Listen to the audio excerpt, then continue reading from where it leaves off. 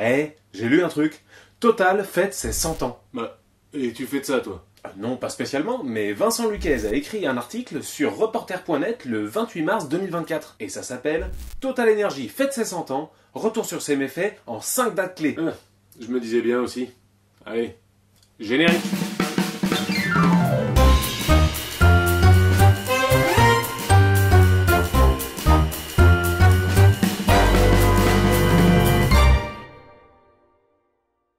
Bon, on va pas présenter Total. Oui, non, c'est pas la peine.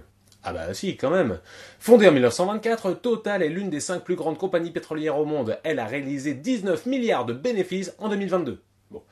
En 2021, des chercheurs publient une étude qui montre que l'entreprise était consciente du lien entre ses activités et le réchauffement climatique et la hausse des émissions de gaz à effet de serre depuis 1971. Oui, mais bon, ils ont bien fait des trucs depuis quand même. Bah non.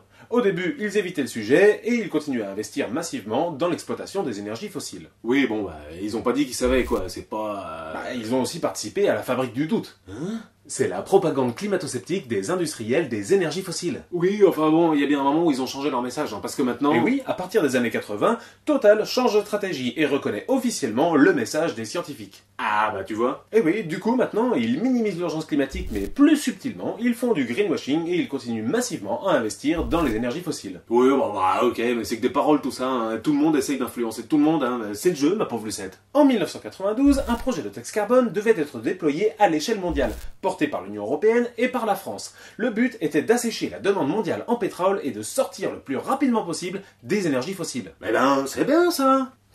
Oui, non, attends, je vois ce que tu vas dire. Ils ont torpillé le truc, c'est ça, hein. Et comment qu'ils ont fait? Eh bien, pour réussir à faire perdre 30 ans à l'action climatique, ils ont utilisé le lobbying le plus féroce jamais vu à Bruxelles. Ça, plus le soutien du ministre français de l'Industrie de l'époque, Dominique Strauss-Kahn. Et si vous voulez en savoir plus, il y a un article sur Mediapart qui en parle. Ouais, mais bon, le lobbying, c'est pas illégal, hein. C'est un jeu d'influence, ils ont joué, ils ont gagné, hein. Ah non, il y en a qui se font vraiment pas chier. 1998, Total commence à exploiter un gisement gazier en Birmanie, alors dirigé par une junte militaire. À l'époque, les militants pro-démocratie locaux dénoncent le soutien financier apporté par l'entreprise à la junte. Non mais quand tu fais des affaires avec un pays, tu dois forcément à un moment donné de la thune au pays. Évidemment, mais grâce à un montage d'énormes optimisations fiscales, ils ont maximisé leurs profits au détriment des finances birmanes. Non mais maximiser les profits, c'est le but même d'une entreprise. Et puis si c'était vraiment au détriment des finances birmanes, pourquoi ils auraient laissé faire? Eh bien, parce qu'ils rétribuaient les généraux au pouvoir via des comptes offshore. Mais ils y sont plus là.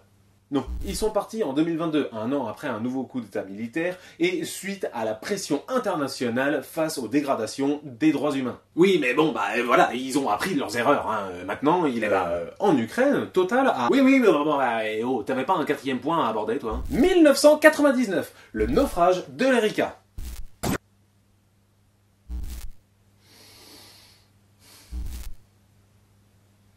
Bon, on va pas épiloguer, hein. Oui, non, là, c'est pas la peine. Ah bah si, quand même, 20 000 tonnes de fioul lourd en 400 km de côte souillée entre 100 000 et 300 000 oiseaux tués. Ah, attends, et ils ont rien eu? Ah bah si, pour ça, ils ont été condamnés à l'amende maximale. Qui est de... 375 000 euros pour un groupe qui, on le rappelle, a fait 19 milliards de bénéfices en 2022. Ah oui. Ah oui, et c'est pas tout, parce que au Yémen, Total a... De toute façon, je sais même pas où c'est le Yémen. C'est là.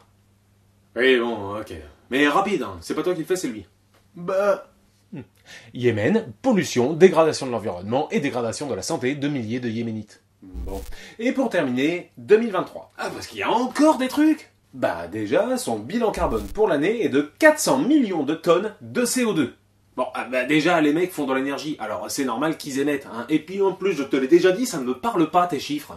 Eh ben, c'est autant que les émissions de toute la France sur la même période. Et l'entreprise continue d'investir dans les projets d'exploitation fossile. Mais évidemment, c'est leur cœur de métier. Je sais, mais en 2021, l'Agence internationale de l'énergie explique qu'il est nécessaire de ne plus investir dans aucun nouveau projet pétrogazier. Et depuis, Total en a développé plus de 68. Oui, non, mais t'inquiète pas, on n'en parlera pas. Pour ceux que ça intéresse, Reporter a fait une carte. Disponible dans l'article en lien dans la description comme toujours. Et en plus, en octobre dernier, Greenpeace mettait en lumière l'implication de l'entreprise dans 33 nouveaux projets super émetteurs. Des bombes climatiques qui pourraient émettre jusqu'à 93 milliards de tonnes de CO2. Ah, mais c'est pas vrai! Oui, ok. C'est l'équivalent des émissions cumulées du Royaume-Uni depuis grosso modo la révolution industrielle jusqu'à aujourd'hui. Ah oui, vache. Et ouais. Enfin bon, c'était J'ai lu un truc.